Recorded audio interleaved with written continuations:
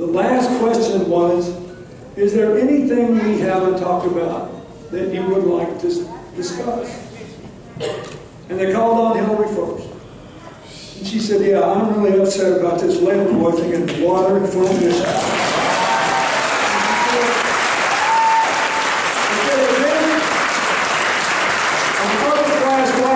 It never would have happened, or it would have been fixed before now. And then she said, when it happened, immediately we got in touch with the mayor, asked if I could send somebody down. I did. The person talked to the mayor and said, what can we do to help? And the mayor explained that they'd only gotten 10% of the money they asked for from the state, and explained why they needed it all, and gave us good arguments. And then said, what we really need is for somebody like Hillary to go on national television and plead our case, because we think if people really knew how bad this was. And you know, when pregnant women, my daughter's pregnant again, I got to thinking about this. When pregnant women are exposed to too much lead in water, they can give birth to babies with severely shrunken heads and brains inside.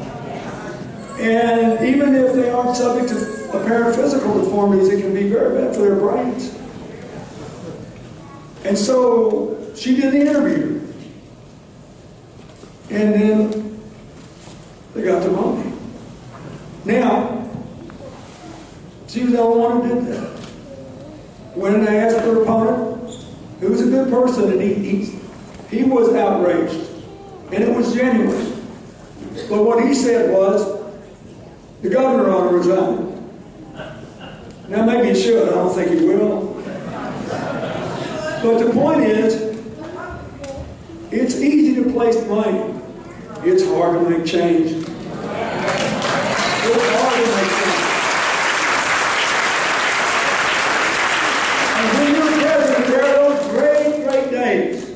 Like today I signed the economic plan to reverse trickle-down economics. Today President Obama signed the health care bill. There are great days. The day we had the Israelis and the Palestinians on the White House, on the day the Bosnian War ended, the day we got the Irish peace, there are great days. There are terrible days. I just went to Israel for one of the worst days of my life, the commemoration of the 20th anniversary of the murder of Prime Minister Rabin. If he'd lived, we'd have had peace in the Middle East today. And I remember the night my Commerce Secretary was killed, when the plane he was on crashed into a mountain in Croatia, taking a group of Americans trying to help the Bosnians put their lives back together.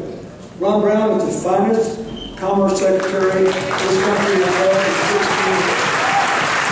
So, I'm good. But there are all the other days. If you're president, there are all the other days, and you can make something good happen for people every day.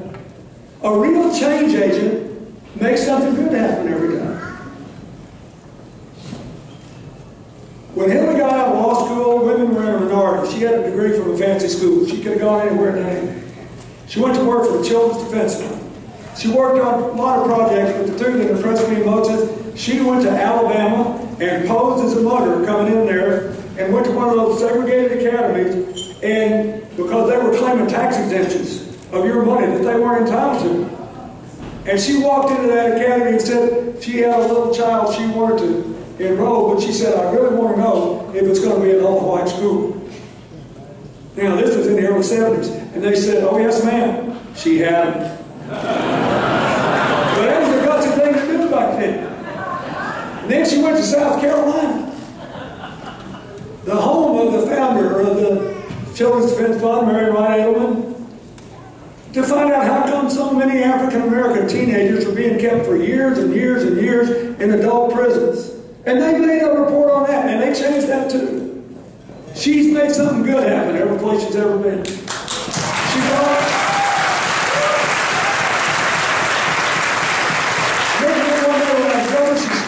skipped in the room and said, I found something wonderful.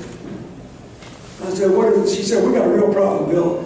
We're so poor in some places, especially in the Mississippi Delta, where the population is predominantly African American, and in the Ozark Mountains, where it was predominantly white hillbillies, our folks.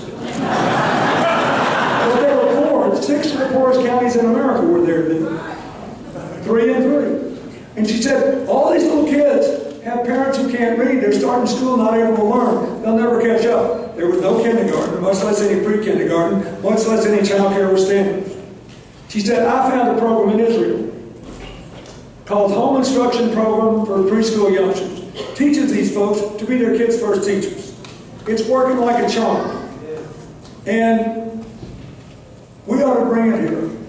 I said, well, how in the world are we going to do that? She said, oh, we are. I just called the woman who founded the program. She'll be here in 10 days.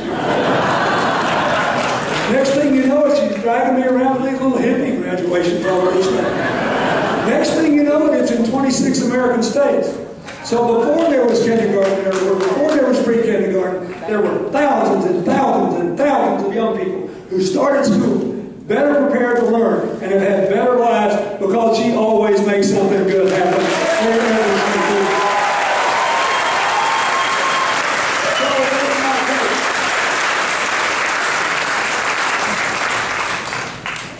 Today, a lot of people she grew up with in the Chicago area are campaigning for her in Iowa.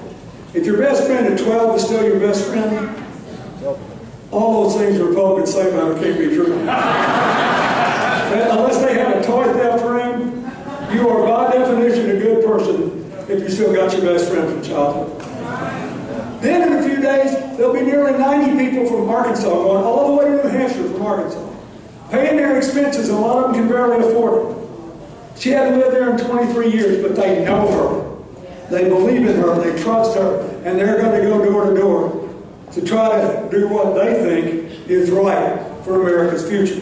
That's what I want you to do here. Las Vegas has been good to us. Nevada's been good to us. You voted for me twice. We're very good. You just remember this.